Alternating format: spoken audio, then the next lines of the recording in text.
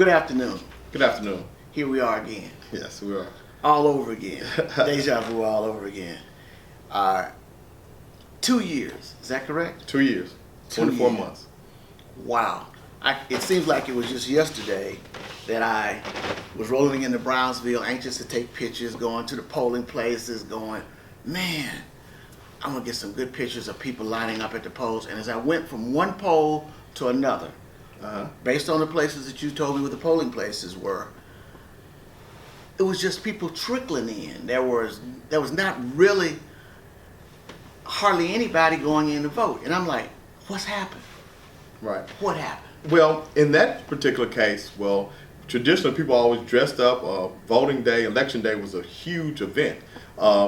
In this case, we used a strategy. We won the election in 2014 in early voting. Our goal was to vote 100 people per day for 10 days in the favor of William Rawls Jr. And that's what we did. We won on election day. The election was over. It was just a matter of the formalities. So that's why at a certain point in your campaign, you stop campaigning, you get people to the polls. Signs don't vote, T-shirts don't vote, barbecues and fish fries don't vote. Getting people to the polls is how you're successful in winning an election, and we did it in early voting.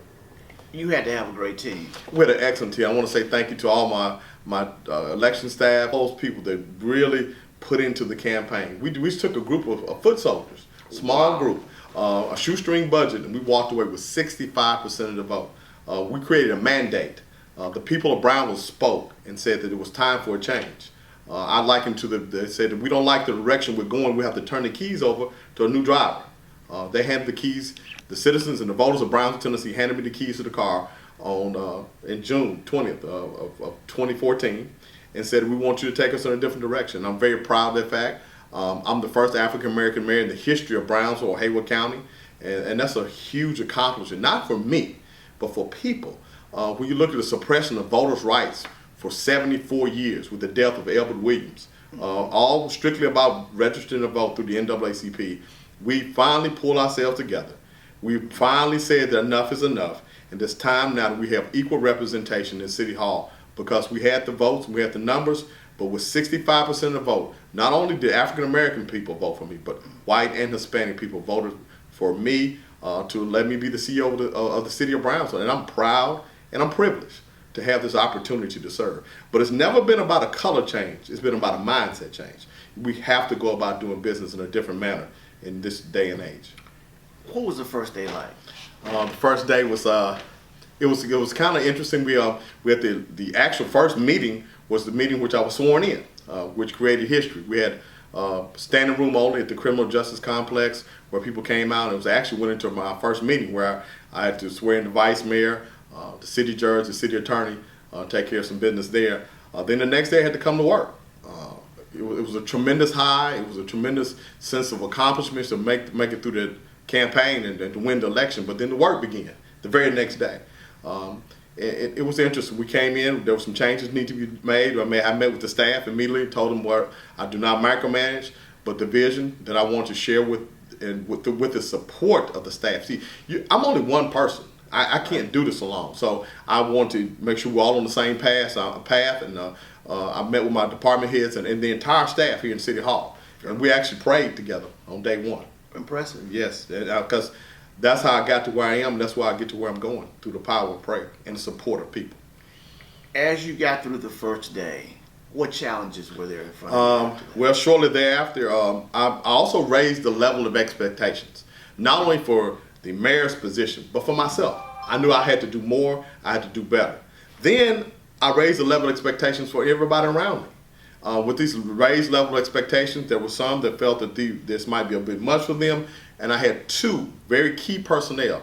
The lady that does all the payroll, that does all the check writing and all the accounts receivable and payables, she resigned. She put her resignation under my door, along with her friend who was her, she supervised, who backed her up. She put her resignation under my door 2 days after I came in office. 2 days? 2 days. Wow. After those resignations, I didn't know who was going to be at work. I didn't know who would have enough staff to answer the phone. It took us 7 hours to make our first check, because we had to go into the next day. We had to call people that do our software accounting program to make sure they could help us do a check. But I was so proud of that first check because I knew the next one would be easier and the next one would be easier. So just the mere fact of being elected as the first African American mayor was huge. But the challenges, the work that had to be done once I sat in that office was tremendous. But I accept those challenges. This is a position I asked for. I never said it was going to be easy. And those who are part of the program and share the vision, I welcome their support. Those that don't, they can just get out of the way. So you had to hit the ground running. Hit the ground running. Wow. I had to get. It was incredible. It was a transition. It frustrated me to a certain, but it never scared me because I knew doing the right thing and doing things the right way. There's a couple things I established early on in my administration is that we're going to operate with a high degree of transparency. We're going to operate in compliance and under budget. If we can meet those three benchmarks, we're good to go on any issue. So that's what we proceeded to do. First thing we had to do is get our first check out. And like I said, it took quite some time to get the rules for a nonprofit agency to do a back-to-school backpack drive. We had made a commitment from City Hall to help with that program, and I made sure that check got cut, and I made sure payroll was done, and then we started to pay our bills. Given going through the challenges that you had to go through to get where you needed to be at that particular juncture, now what are some of the successes that you're proud of? I have over just a very short period of time, in 2 years, we've had a lot of successes. Even in that mixed bag of challenges, getting through our first budget process was very challenging. We had to have several call board meetings with a lot of questions, a lot of eyes. I've had allegations made against me to the state comptroller's office. I've been investigated by the state comptroller's office with no findings because of allegations that people or someone in the community made against me they had to follow through with. Wow. I welcome the investigation to clear the air, to let people know, and to let the investigators know if I have any problems. I thank them for coming because I said I knew you were coming. I just didn't know it would be today. We sat down, we had a face-to-face conversation. I asked them questions about what they were doing and gave them full access to everything they needed. They were only here for a couple of hours, and we exchanged cards, pleasantries, and now I have an ally. If I have a question about something that's not in compliance, I can go straight to the investigator. I have his card in my pocket, and we've established a face-to-face relationship. There were a lot of people that came through, man. It was a line of people coming through to let me know what they could offer and what they can do. But they really were coming to check me out. They wanted a face-to-face. We heard about this guy. Let's see who he's about. And I told them, I know why you're here. But let me tell you what I'm about and what we're going to do. If you want to help me, help me. If you don't, we don't. Most left with a smile on their face and a sense of calm. Let them know that I'm not playing. I'm not riding this on a racial basis, but on a community basis. See, true change comes from the bottom up, not from the top down. Switching lanes just a little bit, something that I thought about. For so long, people in Brownsville had the feeling that this couldn't be done. Correct. They had the feeling, the old stereotype of we can't stick together, we can't do this, etc. You broke down a lot of those barriers. Yes, I mean it's just time we put aside those barriers. We're living in a different age. It's now 2016. I was elected in 2014, and that's so backwards in our thinking. The world is made up of all different types of people, different socioeconomic levels, different educational levels, but we have a community made up of all people, regardless of race. And it's true. There were so many people to say that I left Brownsville and they just could not believe I'm the mayor, including Reverend Clay Evans. He just said he is just flabbergasted, 90 years of age, that he left Brownsville under those conditions in 1945 and understanding that now we do have an African American mayor. People said it couldn't be done, but there's power in the polls, there's power in your voice, and we have to continue to be a voice for the voiceless, restore hope to the hopeless, and we can do it together. Speaking of the successes, I had the opportunity to be here when Governor Haslam came in. Mm-hmm. What was that all about? Well, Governor Haslam came down. One of the first things I was able to do when I was elected was accept a check for $700 and some thousand for a project, infrastructure project. So you still got it? Yeah, as a matter of fact, I have it. It's not close by, but that particular check was you'll see the results of that. Okay. This is overall is a $1.5 million infrastructure project. Right. There will be 1,800 feet of linear sidewalk. And underground utilities and pedestrian lighting that will go down East Main down to Park Avenue. So the check that you received from Governor Haslam, yes, that was something that had been set up previously. Correct.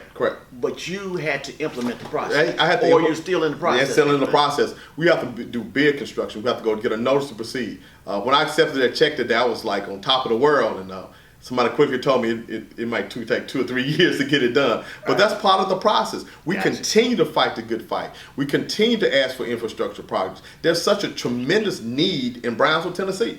We have people, we don't have a hospital. We have people lacking education. We're losing population. But we're right on I-40. We talked about this before. Right. Our location of I-40 is our whole car. It's our ace car. With the development of the Memphis Regional Mega Site, which we'll talk about shortly, we have a tremendous opportunity to change the face of our community. We want Brownsville to look good. We want Brownsville to be good and have a high quality of life. See, the citizens of Brownsville and West Tennessee deserve the same quality of life that people in Nashville have, or Chattanooga, or Memphis, or anywhere else in the country. People in Brownsville deserve the best of the best. And my goal is to bring people together, city, county, industrial board, chamber of commerce, and improve the quality of life for every single person in this community. That corridor that goes down between, let's say, Jackson and Memphis, I know it comes from other places. Correct. There are a lot of people that travel that a day. Yeah, there are actually, believe it or not, there's 35,000 cars a day. Huh? 35,000 cars a day past exit 56. Wow. And that exit 56 is in our city limits, just on this side of the interstate. On the other side of the interstate, we're working to annex that in. We have sewer. There's been a water and sewer that's been bored under the interstate and goes across, so that's ready to be developed.